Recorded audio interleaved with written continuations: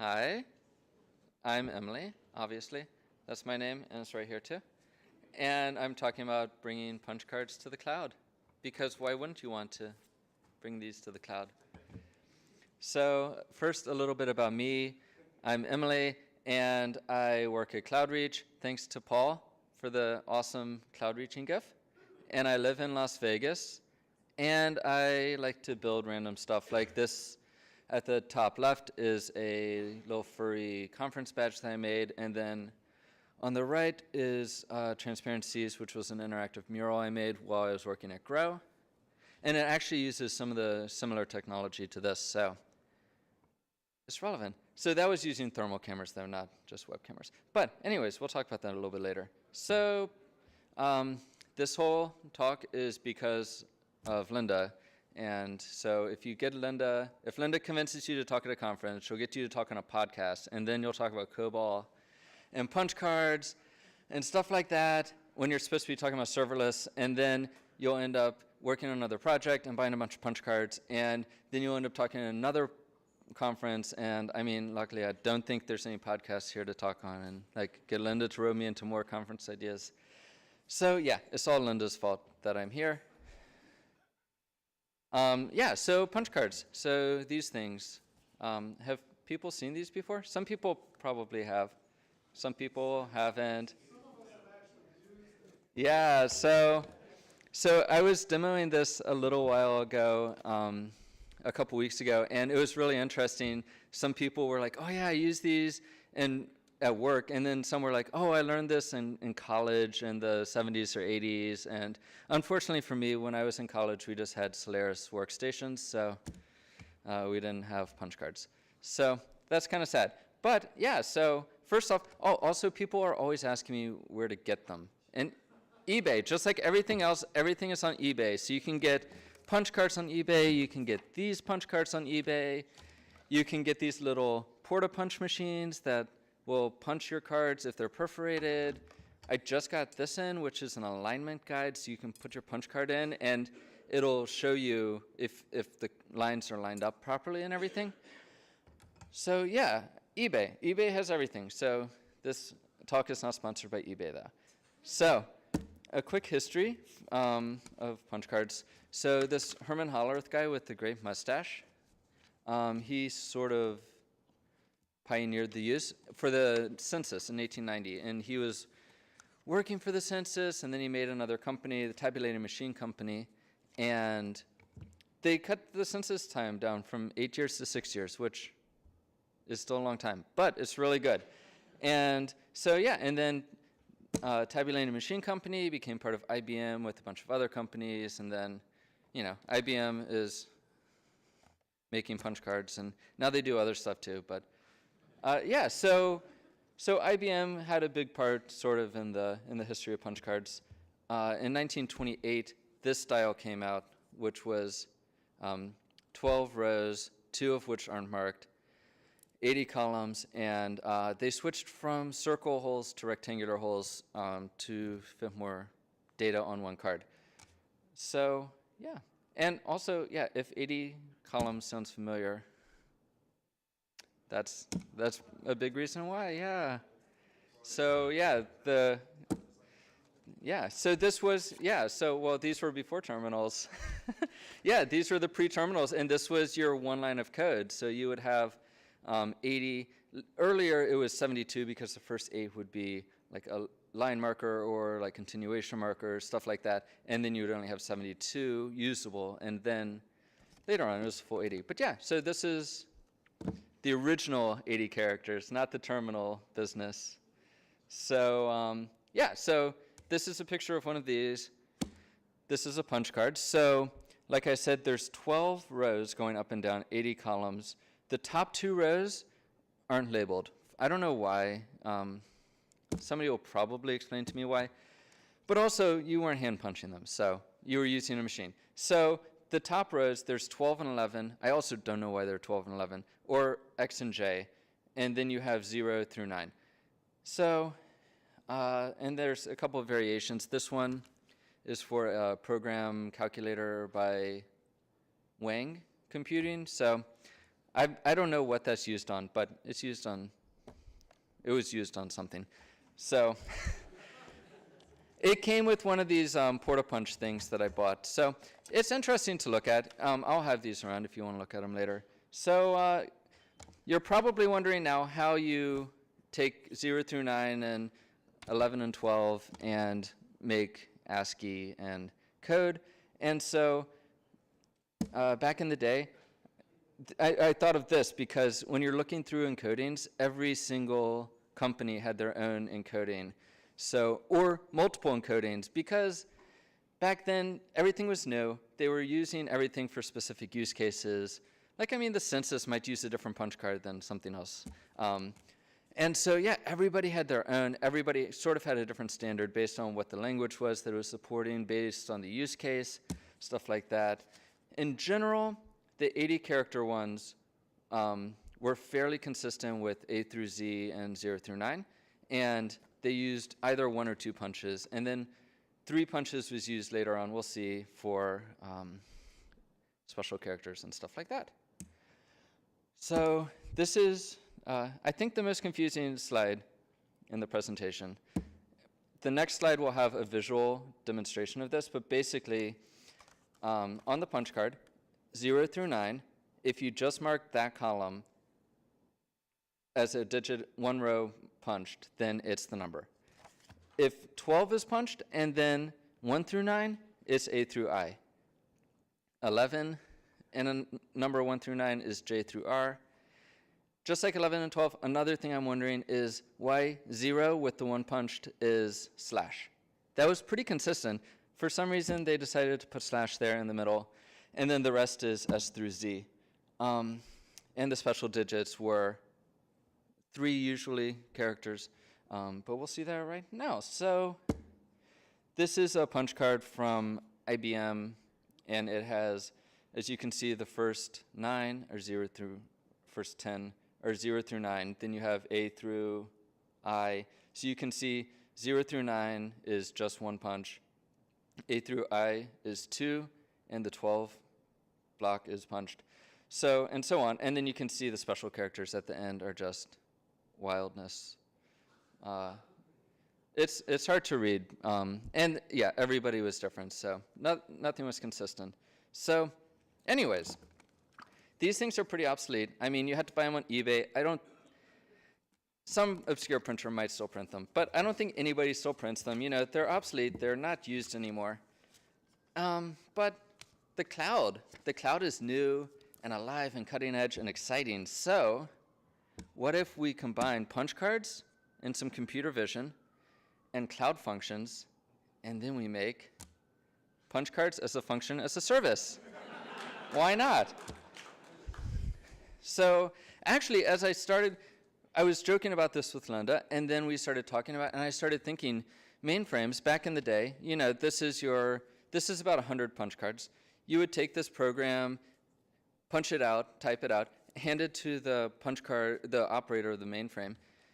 They would load it into the mainframe and give you a printout of your output.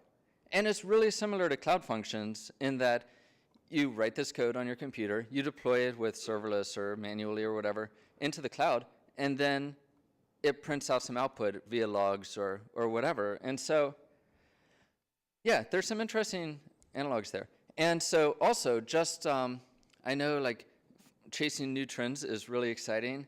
So I'm trying to push now, the punch cards are like vinyl. So if you use punch cards, your code is going to be so like warm and analog. And I mean, just think tactile. It's going to be wonderful. So I have some punch cards around if you want to get some punch cards later. And yeah, I mean, it's just great. It's been a joy to write punch cards. So if you're interested in punch cards and writing some punch cards, just let me know, and I'll give you some. I have thousands. Really, I have thousands. Well, only 100 here, but yeah. Anyways, so the process, basically, we'll go into it more in just a minute, but a computer running Python and OpenCV, the computer vision library, and it takes a picture of the image, runs some blur and edge detection on it, and then figures out the edges, figures out the bounding boxes. From that, it can normalize the columns and rows and upload it to serverless, and then get some output. If you wanted to know how transparencies works, the mural that tracks you, it also uses a similar technique. It's different language and different code, obviously, but yeah, it's really similar. It uses edge detection and looks for human-shaped people. This one just looks for rectangular-shaped markers instead of people. So yeah, so the first step is after the image is taken, it blurs the image, runs some edge detection on it, and finds some contours. So the green is unfiltered contours, just that OpenCV gives back to you. Next step is we filter those contours. So basically, just throw out some noise, throw out some data that doesn't make sense. This filtering is not very comprehensive. It didn't need to be since the shapes were pretty regular. In different cases, different things are needed. So after that, we find some bounding boxes. And then, since they're all rectangles, they're pretty regular, and so we can say, well, we just need ones where they're taller than they are wide. We don't need ones that are like 1,000 pixels wide or super small, because we know based on the punch card size what the holes should approximately be, more or less. So it's not too bad, and it's pretty easy to filter out noise. Like if at the top right some of that stuff comes out as rectangles, they aren't the right shape, so it works out.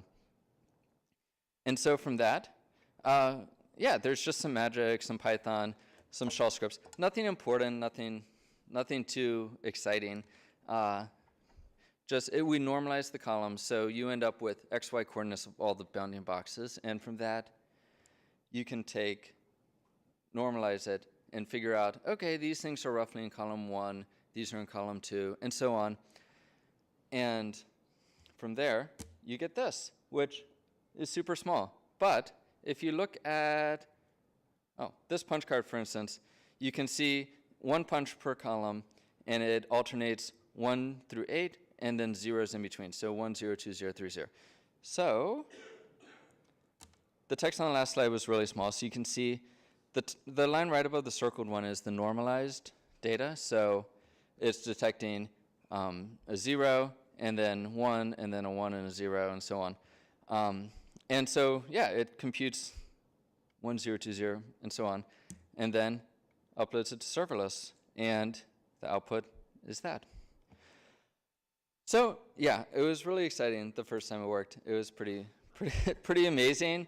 Just when end to end it worked, I really cried. I was in a hotel room in Pasadena, desperately trying to get a bug worked out, and yeah, it was good.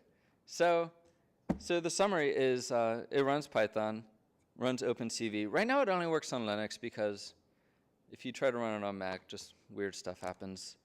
And I don't know if it would run on Windows at all. Does Python run on Windows? I'm not sure. I think it does still, but okay. And what about OpenCV? Okay, then it probably works on Windows. Yeah. Okay, I'll find a Windows box and try one day. And I'm assuming serverless also works.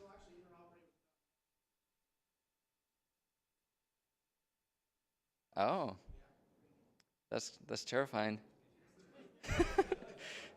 Okay, yeah, I'll just keep running Linux. I'll find a Linux or a Windows laptop one day and try it. Yeah, so cool. So yeah, it runs Python OpenCV for the edge detection and stuff like that, and then serverless framework to deploy. Basically, it takes the code and then uses a bash script to generate a serverless project, which you can see right. Yeah, way up there. So it generates a serverless project, and then it injects the code into the serverless project in the right spot. Then it deploys it, executes it, captures the output, and then it goes ahead and destroys itself again, and then spits out the output to you. So yeah, so the serverless is great. Use serverless, it's fun. And they have a good logo too, which looks really good on laptops. Not on this one though. So right now it runs on AWS. IBM has a cloud, and like all this punch card stuff I have is from IBM. So it seems really cool to run it on IBM Cloud. I had some issues with IBM Cloud, but I'm going to get through them one day. And their cloud functions also support custom runtimes. So you could run COBOL literally directly in the cloud. So one crazy thing is, if I figured out how to make a card feeder, I could take these old punch cards and actually run them in the cloud, like actual programs that, whatever you buy on eBay. Yeah. So yeah, punch cards as a function as a service. I mean, just send me your boxes of punch cards and your mainframes, and I'll like take apart the mainframes and steal the components, and I'll load the punch cards into the cloud, and it'll be a thing. So yeah, I was talking with a guy from the Vintage Computing Museum, and he's trying to find me a punch card machine, or I'm just going to visit him and actually punch some cards, because so far my punch cards have been mostly Sharpie on laminated punch cards. So, because cutting them out with an X-Acto knife does not work very well. Don't try it at home. Really, it's not great. Laminate them and then use dry erase marker or Sharpie. It's much easier. And so yeah, running actual punch cards would be fascinating. I'd love to try that with actual production code that they used. And yeah, maybe a Twitter service, though the trolls would make it do inappropriate things and kill it really fast. So I don't know. It would be cool to tweet an image at this and have it run and execute, but we'll see. And more robust, as always, like with any computer vision project, making it better is always a goal. So as you can see, like there's a lot of noise in here, and we could cut down some of the noise. It takes about a second per card right now too, which isn't great, but that can be fixed too, pretty easy. So yeah, so those are the next steps, I think, assuming I want to keep doing it. I really do want to make it run COBOL, though, and run it on IBM, because that would just be perfect. Yeah, so yeah, come see me for a free punch card. Come see me. I'm down. If somebody wants to do that, it would be a fascinating project. I am totally down to migrate actual punch cards to the cloud. And you can also ship me your punch cards and your mainframes, and I will take them apart, and I'll upload these to the cloud. Yeah. Somebody asked me that too. I thought about it. It would be pretty interesting. I also thought with the Twitter service, it would be fun to make a website where you could use like radio buttons or whatever to punch out your cards, and then just hit submit, and it would run it. Because, I mean, most people don't have these. I mean, unless if you're here getting a free punch card. Really, don't feel bad. I have 1,000 of them, so it's not a big deal. So, yeah, so thanks. And here's some references. If you, the Jones DIVMS webpage, University of Iowa, is really good. And it has a list of all the different encodings, which is just ridiculous. Like, it makes your head hurt a little bit. But his site is great, and it has a ton of great resources. And then if you want to run COBOL on IBM, COBOL.run is a great little repo that Travis wrote. Who most of you probably know Travis. But yeah, so he did that because COBOL's awesome, and IBM's awesome. And so why not play together? And yeah. So anyways, that's everything. Thanks.